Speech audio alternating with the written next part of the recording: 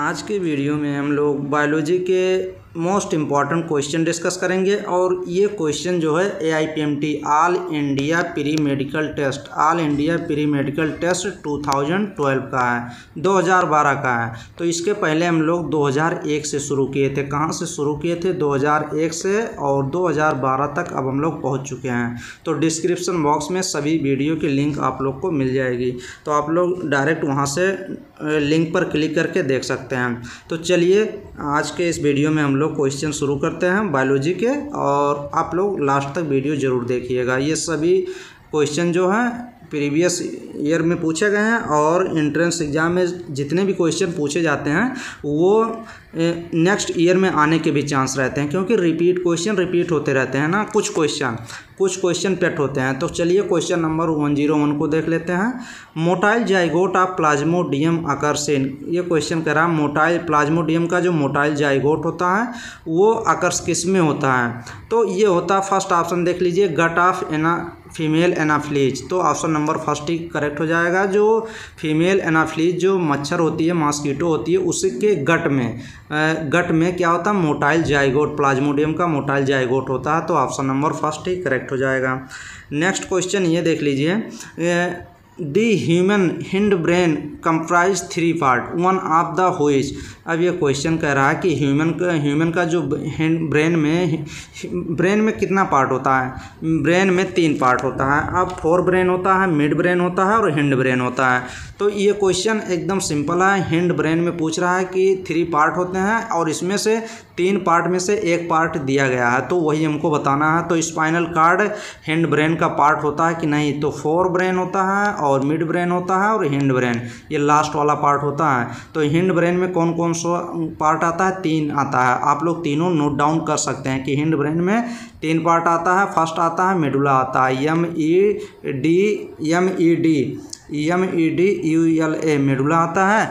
और नेक्स्ट में आपका आएगा, नेक्स्ट में भी आता है, कौन सा पार्ट आता है?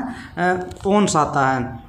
मेडुला सेरिबेलम एक आता है, CERE सेरी, BELLUM सेरिबेलम, और लास्ट जो है ये पोन्स आता है। ये देख लीजिए।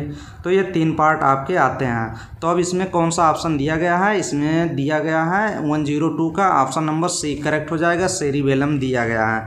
तो ऑप्शन नंबर कौन सा आप करेक्ट करेंगे? C ऑप्शन करेक्ट करेंगे।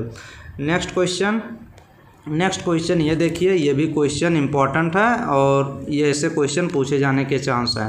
तो 103 का ऑप्शन नंबर कौन सा आप करेक्ट करेंगे? Which part of human are play no role, मतलब कह रहा है कि इसमें से कौन सा पार्ट ईयर का दिया गया है कि जो हियरिंग में, मतलब सुनने में मददगार नहीं होता, but is otherwise very much required, but उसका होना काफ़ी इम्पॉर्टेंट होता है, लेकिन वो सुनने में, हियरिंग में मदद नहीं करता है। तो स्ट्यूसियन ट्यूब जो ये तो हियरिंग में मदद करता है। ऑर्गन ऑफ कोर्टाई, ईयर ऑस्किल्स, ये भी vestibular apparatus, option number C correct हो जाएगा।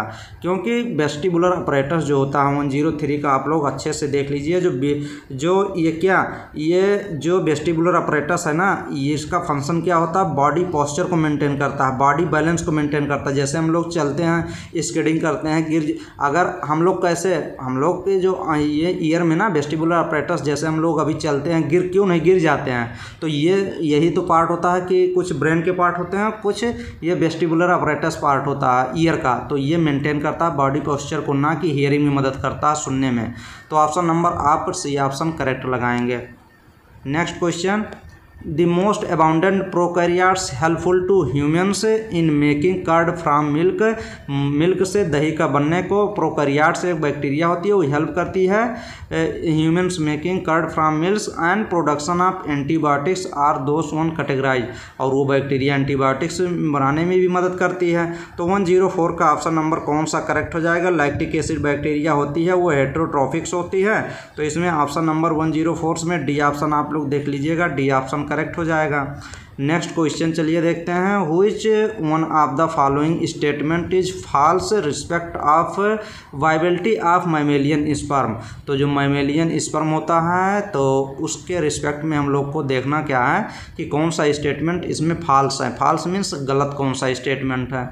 तो फर्स्ट ऑप्शन देख लीजिए, स्पर्म इज वाइबल। स्पर्म की जो लाइफ स्पान होती है ना, तो ये कह रहा है कि वाइबल मीन्स जिंदा होना रहता है। Sperm is viable for only up to 24 hours.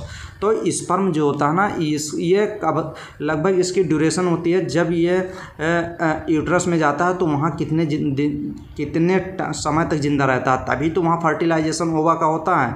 तो ये यहाँ पे 24 आवर्स कह रहा है, ओनली 24 आवर्स होते हैं। नहीं, यही तो गलत है। तो ऑप्शन नंबर 4 सी गलत हो जाएगा, क्योंकि स्पर्म की जो वाइबल क्षमता होती है वो 48 से 72 घंटे ये जिंदा रहता है। इसमें जो स्पर्म होते हैं, सीमेन में स्पर्म जो होते हैं, ये स्पर्म इसकी वाइबिलिटी जो होती है 48 to 72 आवर्स, और ये इसमें कह रहा है ओनली 24 आवर्स, इसलिए ये ऑप्शन गलत है। तो ऑप्शन नंबर फर्स्ट ही करेक्ट हो जाएगा, क्योंकि यही ऑप्शन भी पूछ रहा है और इसमें सभी ऑप्शन जितने ही दिए हैं सब एकदम करेक्ट है। तो नेक्स्ट क्वेश्चन ये देख लीजिए, evolution of different species in A given area starting from 1 point. एक पॉइंट से अलग अलग क्या कर रहा है, स्टार्टिंग हो रहा है and spreading other geographical area में, दिस इज नोन है। तो ये तो एकदम एडाप्टिव रेडिएशन है। और अगर इसकी बात करते हैं डाइवर्जेंट एवोल्यूशन का एग्जाम्पल भी होता है एडाप्टिव रेडिएशन, तो यहीं आप लोग लिख सकते हैं। ये एक बार क्वेश्चन पूछा गया था ना कि डाइवर्जेंट एवोल्यूशन का दूसरा मतलब एग्जाम्पल पूछा गया था, तो एडाप्टिव रेडिएशन ही होता है। तो ऑप्शन नंबर, वैसे तो इस क्वेश्चन का ऑप्शन नंबर फर्स्ट ही करेक्ट है। नेक्स्ट क्वेश्चन चलिए हम लोग देख लेते हैं। नेक्स्ट क्वेश्चन 107, ये तो एकदम सिंपल क्वेश्चन है, सिंपल क्वेश्चन है। और ऐसे क्वेश्चन एनसीईआरटी अगर आप पढ़ेंगे ना तो 12th एनसीईआरटी, तो उसमें एकदम देखेंगे ये सभी क्वेश्चन दिए भी गए हैं और ये फिगर एग्जैक्ट दिया गया है। तो what is the figure given below showing the picture. ये जो पिक्चर इसमें दिया गया है ये क्या शो कर रहा है, तो ये तो आपको देखेंगे तो ये क्या पार्ट बनाया गया है, यूट्रस का पार्ट बनाया गया है। तो यूट्रस का पार्ट बनाया गया है जिसमें इसमें वास डिफरेंस को ये जो फैलोपियन ट्यूब को कट कर रहा है, वास डिफरेंस को कट करता है, किसमें कट किया जाता है, ये मेल में। लेकिन ये फीमेल फिगर है, तो फीमेल में क्या करते हैं, ये करते हैं फैलोपियन ट्यूब को टाइड एंड कट करते हैं, और इसी को कहते हैं ट्यूबेक्टोमी कहते हैं। तो ऑप्शन नंबर सी करेक्ट हो जाएगा। ये ऑप्शन नंबर आपका कौन सा करेक्ट हो जाएगा, C option, tubectomy. Next question चलिए हम लोग देखते हैं, इन एरिया वेयर डीडीटी क्या होती है, गमेक्सिन होती है जो कीटनाशक के रूप में उपयोग की जाती है। In area where DDT had been used extensively, मतलब अधिक मात्रा में अगर डीडीटी यूज किया जाता है, the population of bird decline, तो वहाँ की जो बर्ड की, चिड़िया की, पक्षी की जो पॉपुलेशन होती है, जनसंख्या होती है, कम हो जाती है। क्यों कम हो जाती है, बिकॉज, क्यों कम हो जाती है, क्योंकि ये जब डीडीटी अधिक छिड़काव हो जाता है तो चिड़िया पे ये वो जो अंडा देती है ना, उसका जो कवरिंग वाला, जैसे मान लीजिए ये अंडा है तो इसके जो खपट्टा मतलब जो सेल होता है ऊपर वाला, ये काफ़ी पतला हो जाता है, एकदम थिन हो जाता है, एकदम थिन हो जाता है। और इसके जो एम्ब्रियो होते हैं ये इमेच्योर मतलब हैच आउट हो जाते हैं, इसमें से निकल जाते हैं। तो जब इमेच्योर पैदा होंगे तो वो तो मर जाएंगे जल्दी ना, तो जल्दी उसके जो एम्ब्रियो होते हैं वो मर जाते हैं जल्दी, बच्चे चुज्जू जो होते हैं। तो इसीलिए क्या होता है, bird stop laying egg earthworm in the ये, और इसमें ऑप्शन नंबर 108 में कौन सा ऑप्शन, फर्स्ट ऑप्शन ही करेक्ट हो जाएगा 108 में। तो 108 में नहीं, ये देख लीजिए डी ऑप्शन देखिए, many of the bird eggs laid did not hatch, तो ऑप्शन नंबर यही करेक्ट हो जाएगा, मेनी ऑफ द बर्ड, अधिकतर बर्ड्स एग्स जो होते हैं वो डू नॉट हैच, वो मतलब ऑप्शन नंबर डी करेक्ट हो जाएगा, मेनी ऑफ द बर्ड, वही जो बताए थे वही। तो नेक्स्ट क्वेश्चन चलिए देखते हैं 109, ये भी एकदम सिंपल क्वेश्चन है, ये PBR 322 हाँ ये बनाया गया है। तो इसमें जो साइड दिए गए हैं इसी साइड में से ये ऑप्शन हम लोग को देखना है कौन सा एकदम करेक्ट है। तो देख लीजिए, अब ये क्वेश्चन आप लोग के लिए एकदम सिंपल है, एनसीईआरटी में दिया गया है बायोटेक्नोलॉजी में, तो वहाँ पे आप देखेंगे एकदम सिंपल, ये फिगर को आपको एकदम अच्छे से रटा होना चाहिए। ये वेक्टर है, ई कोलाई वेक्टर PBR 322, एक बार तो यही पूछ लिया गया था, ऐसे फिगर दे दिया गया था और पूछा गया था ये क्या है, तो ये वेक्टर है, ये लिखा था ऑप्शन में PBR वेक्टर PBR 322। अब किसी में 324 लिखा था, किसी में 323 लिखा था, ऐसे ऐसे लिखा था, तो 322 आपको अच्छे से पता होना चाहिए। अब ये देख लीजिए, ये टेट्रासाइक्लिन दिया गया है, एम्पीसाइक्लिन दिया गया है, ये ओराई कोडिंग जीन है, रोप है, ऐसे है, ये सब तो ये पता होना चाहिए क्या है। अब ORI, ये ORI कह रहा है ओरिजिन ऑफ रिस्ट्रिक्शन एंजाइम, नहीं ये गलत हो जाएगा। इसमें ऑप्शन नंबर डी देख लीजिए ना, एम्पिसिलिन R और टेट्रासाइक्लिन R के एंटीबायोटिक रेजिस्टेंस जीन होते हैं, तो ऑप्शन नंबर डी करेक्ट हो जाएगा, जो कि एकदम डी अच्छे से दिया गया है और करेक्ट भी है। नेक्स्ट क्वेश्चन चलिए देख लेते हैं। The common bottle cork is product of, ये जो कॉमन बॉटल कार्क होता है किसका प्रोडक्ट होता है, तो ये होता है ऑप्शन नंबर कौन सा करेक्ट हो जाएगा 110 का ऑप्शन नंबर, इसमें बी ऑप्शन देख लीजिए, बी ऑप्शन फेलोजन इसमें करेक्ट हो जाएगा। फेलोजन को एक नाम से और जानते हैं, फेलोजन को या कार्क कैम्बियम यहाँ पे दिया होता, फेलोजन को ही एक बार क्वेश्चन पूछा था कि फेलोजन का दूसरा नाम से क्या, किस नाम से जानते हैं, तो COR के कार्क कैम्बियम इसी को कहते हैं, उसी का दूसरा नाम CAMBIUM कैम्बियम भी कहते हैं, तो ऑप्शन नंबर इसमें बी करेक्ट हो जाएगा। अब एकदम सिंपल क्वेश्चन, और बार बार ये क्वेश्चन ऐसे हमेशा थोड़ा घुमा फिरा के पूछ लिया जाता है कि Widal test is carried out to test. अब बीडाल टेस्ट किस टेस्ट को क्लियर करने के लिए किया जाता है, तो बीडाल टेस्ट किया जाता है टाइफाइड फीवर, जिस पेशेंट के ये देखने को लिए किया जाता है ये टेस्ट, बीडाल टेस्ट, कि पेशेंट को टाइफाइड फीवर हुआ है कि नहीं, तो टाइफाइड फीवर एकदम रटा होना चाहिए, Widal test typhoid fever, Widal test typhoid fever, ऐसे एकदम रट लीजिएगा, तो 111 का ऑप्शन नंबर डी ये ऑप्शन करेक्ट है। नेक्स्ट क्वेश्चन ये देख लीजिए, which part of would be most suitable for raising virus free plant for micropropagation, plant का कौन सा पार्ट किसमें माइक्रो प्रोपागेशन टेक्निक में लिया जाता है और वो वायरस फ्री होता है, उस पर वायरस का कोई इफेक्ट नहीं होता है, तो वो प्लांट का कौन सा सेल होता है, मेरिस्टेम सेल्स होती है, तो मेरिस्टेम ही होती है। मेरिस्टेम क्या होती है, यहाँ पे डिवाइडिंग कैपेसिटी बहुत तेज होती है, तो यहाँ पे अगर वायरस इफेक्ट करता है ना तो वो इसी के साथ मल्टीप्लिकेशन हो नहीं पाता, तो इसलिए वायरस फ्री प्लांट का पार्ट कौन सा होता है, मेरिस्टेम, तो ऑप्शन नंबर सी करेक्ट हो जाएगा। Next question number, which one of the following is a wrong statement. अब इस क्वेश्चन में इंपॉर्टेंट है, ओजोन लेयर से क्वेश्चन पूछने जाने के चांस अधिक से अधिक रहते हैं, तो आप इकोलॉजी में जाएंगे, वहाँ पे ओजोन लेयर का थोड़ा सा पार्ट दिया है, वहाँ से एक अच्छे से आप लोग पढ़ लीजिए, यहाँ से क्वेश्चन पूछे जाने के चांस भी रहते हैं। चलिए क्वेश्चन देख लेते हैं। Which one of the following is wrong statement. अब इस क्वेश्चन में गलत स्टेटमेंट कौन सा दिया गया है वही हमको देखना है। तो फर्स्ट ऑप्शन देखिए ना, most of the forest have been lost in tropical area, एकदम सही है। Ozone in upper part of atmosphere is harmful to animal. अब ये एकदम क्वेश्चन देख लीजिए 130 का ऑप्शन नंबर बी एकदम गलत कह रहा है। कह रहा है ozone in upper part of atmosphere, atmosphere का जो वायुमंडल का जो अपर पार्ट वाला ओजोन लेयर होता है वो एनिमल के लिए हार्मफुल होता नहीं, हार्मफुल नहीं होता, यही तो गलत कर दिया। वो तो एकदम इम्पॉर्टेंट होता है ना। अगर मान लीजिए ओजोन लेयर नहीं होगी तो अर्थ पे, जैसे मान लीजिए ओजोन लेयर नहीं है अर्थ पे तो क्या होगा, तो ओजोन लेयर नहीं होगी तो जैसे जो सन रेज से क्या यूवी रेज जो आती है लाइट से, सन रेज से जो यूवी रेज आती है तो डायरेक्ट अर्थ सरफेस पे जो लिविंग ऑर्गेनिज्म रहते हैं उनको इफेक्ट करेगी, स्किन कैंसर कर देती है, फिर आई में कुछ डिजीज कर देती है। तो ये तो ऑप्शन नंबर बी इनकरेक्ट है, तो यही ऑप्शन एकदम सही है क्योंकि ये गलत पूछ भी रहा तो ये गलत है। नेक्स्ट क्वेश्चन चलिए हम लोग देखते हैं। Companion cells are closely associated with, companion cells जो होती है वो क्लोजली एसोसिएटेड होती है किससे, तो CO एलिमेंट से, तो ऑप्शन नंबर ए करेक्ट हो जाएगा क्योंकि ये जिसमें लोडिंग होता है ना सुक्रोज का, तो शुगर का, तो वहीं पे इम्पॉर्टेंट रोल प्ले करती है। नेक्स्ट क्वेश्चन ये देख लीजिए 115, common cold differs from pneumonia. Common cold जो होता है, कॉमन कोल्ड डिजीज होती है वो निमोनिया से क्यों डिफर होता है, कैसे भिन्न होता है, तो निमोनिया किसको इफेक्ट करता है, लंग्स को। आप लोग ऐसे डायरेक्ट ये फेफड़े को इफेक्ट करता है, और कॉमन कोल्ड ये जो रिस्पायरेटरी पैसेज आपका होता है पूरा, जिससे सांस लेते हैं, जिसमें नोज आता है और लंग्स के बीच में जितना भी आता है उस एरिया को इफेक्ट करती है।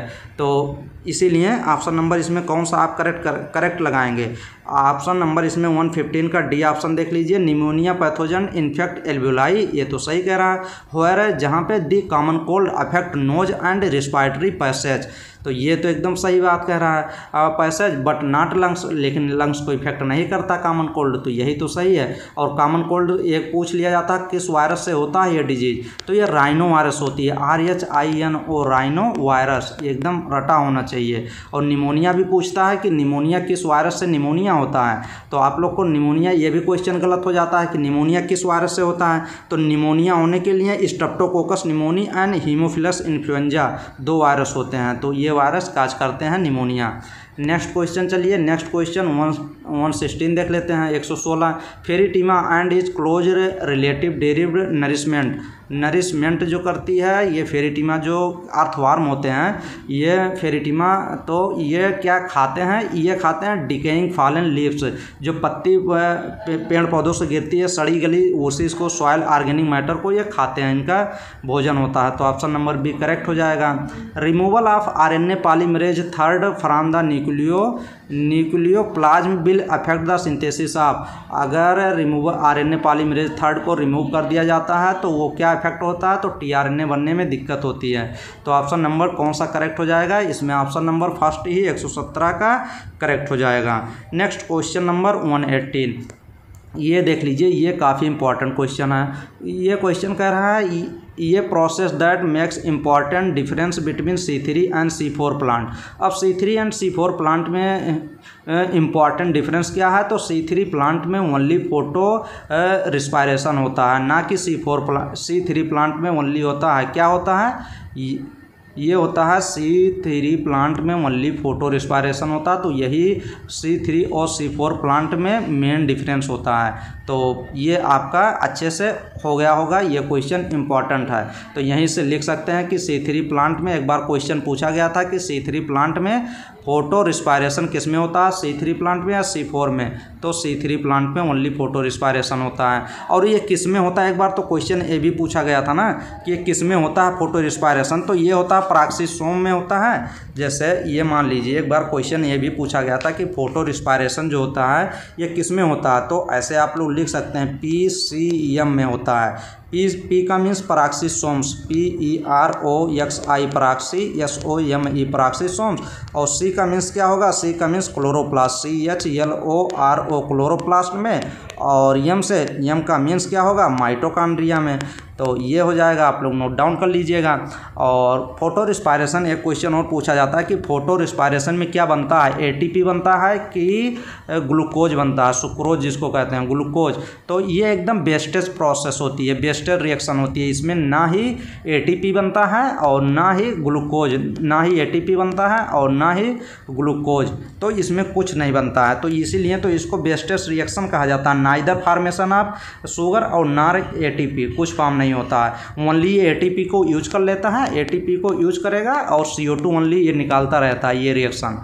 तो ये क्वेश्चन पूछा गया है, और ये भी क्वेश्चन पूछा गया है कि फोटो रिस्पायरेशन जो होता है ये बेस्टेड रिएक्शन होती है, और इसमें किस में होता है, तो C3 प्लांट में। चलिए नेक्स्ट क्वेश्चन देखते हैं। PCR and restriction segment length polymorphism are the method of, तो PCR का पॉलीमरेज चेन रिएक्शन और रिस्ट्रिक्शन फ्रेगमेंट में क्या होता है, इसमें DNA को क्या किया जाता है, सिंप्लीफाई किया जाता है, एम्प्लीफिकेशन ऑफ DNA होता है, तो इसमें 119 का कौन सा ऑप्शन आपका करेक्ट हो जाएगा, तो 119 का ऑप्शन नंबर आप करेक्ट करेंगे डी ऑप्शन, जेनेटिक इंजीनियरिंग में यूज किया जाता है इस मेथड को। नेक्स्ट क्वेश्चन, और इस क्वेश्चन और इस वीडियो का लास्ट भी क्वेश्चन है, तो प्लीज़ आप लोग वीडियो को लाइक ज़रूर करें, क्योंकि काफ़ी मेहनत भी इसमें होता है ना, तो और आप ही लोग के हेल्पफुल के लिए चैनल को भी क्रिएट किया गया है, तो आप लोग को क्या करना है, हेल्प तो करनी ही है। वीडियो को लाइक ज़रूर करें, और अगर पहली बार आप चैनल पर हैं तो प्लीज़ चैनल को सब्सक्राइब कर लें और अपने दोस्तों में ज़रूर शेयर करें। चलिए last question, best defined function of manganese in green plant. अब ये क्वेश्चन भी घुमा फिरा के पूछा गया है, और काफ़ी बार ये क्वेश्चन पूछा गया है, कभी थोड़ा सा घुमाता है, कभी ज़्यादा सा घुमाता है, तो इसमें तो कह रहा है question best defined function of manganese in green plant. अब इसमें क्या बात कह रहा है कि मैग्नीज का फंक्शन पूछ रहा है। मैग्नीज यहीं पे लिख लीजिए, या क्लोरीन, ये दोनों का फंक्शन सेम होता है। क्या होता है? Photolysis of water. Photolysis of water मतलब आपको वाटर का क्या कराता है? फोटोलिसिस करा देगा, उस पर फोटोन पड़ता है और ऑक्सीजन फिर मिलती है ना। तो इसमें ऑप्शन नंबर कौन सा करेक्ट हो जाएगा? फोटोलिसिस ऑफ वाटर आप लगाएंगे, ऑप्शन नंबर फर्स्ट। और यहीं मैग्नीज, यहीं पे और एक क्लोरीन लिख लीजिए, दोनों का फंक्शन सेम ही होता है। फोटोलिसिस ऑफ वाटर, वाटर का क्या कराते हैं? जैसे ये देख लीजिए, यहाँ पे वाटर लिख लीजिए, वाटर पे यहाँ पे सनरेज गिराएंगे और यहाँ पे जब सनरेज गिरेगी तो वाटर का ब्रेकडाउन हो जाता है। वाटर का ब्रेकडाउन होगा तो इसमें 2 इलेक्ट्रॉन आपको मिल जाएंगे और 2 प्रोटॉन मिल जाएगा। 2 प्रोटॉन मिल जाएगा और आपको मिलेगा नेसेंट ऑक्सीजन। ये देख लीजिए, एक बार तो क्वेश्चन ये भी पूछा गया था कि कौन सा ऑक्सीजन होता है जो सबसे रिएक्टिव होता है, तो वो ऑक्सीजन यही नेसेंट ऑक्सीजन होता है। NaCENT, नेसेंट ऑक्सीजन ही सबसे रिएक्टिव ऑक्सीजन होता है। OXY oxygen most reactive oxygen होता है। ये जल्दी से जल्दी एक ऑक्सीजन मॉलिक्यूल से मिलके डायटॉमिक फॉर्म में चेंज कर लेता है अपने आप को, क्योंकि ये मोस्ट रिएक्टिव होता है। तो ये चीज़ है। तो ये एक क्वेश्चन इंपॉर्टेंट है, आप लोग नोट डाउन कर लीजिएगा कि क्वेश्चन पूछा जाता है कि मैग्नीज और क्लोरीन का फंक्शन क्या होता है, तो फोटोलिसिस ऑफ वाटर होता है। तो ऑप्शन नंबर फर्स्ट करेक्ट हो जाएगा। चलिए नेक्स्ट वीडियो में और इसका 2012 का पूरा कंप्लीट करेंगे क्वेश्चन, और बेस्ट वीडियो प्रोवाइड करेंगे। और जितनी भी इसके बाद जब हम कराएंगे 2030 से जब कराएंगे शुरू पेपर बायोलॉजी का, तो उसमें हिंदी भी आएगी और इंग्लिश भी, दोनों लैंग्वेज आपको मिलेगी और एग्जैक्ट क्वेश्चन सही रहेंगे, क्योंकि वही क्वेश्चन आएंगे जो सभी 2030 में से नीट एग्ज़ाम शुरू हुआ था ना। नीट का एंट्रेंस एग्ज़ाम कब शुरू हुआ था? 2030 से। तो नीट इसमें NTA कंडक्ट कराने लगी थी, तो पूरा क्वेश्चन उसमें देखेंगे और अच्छे से करेंगे भी। तो चलिए, थैंक यू, धन्यवाद।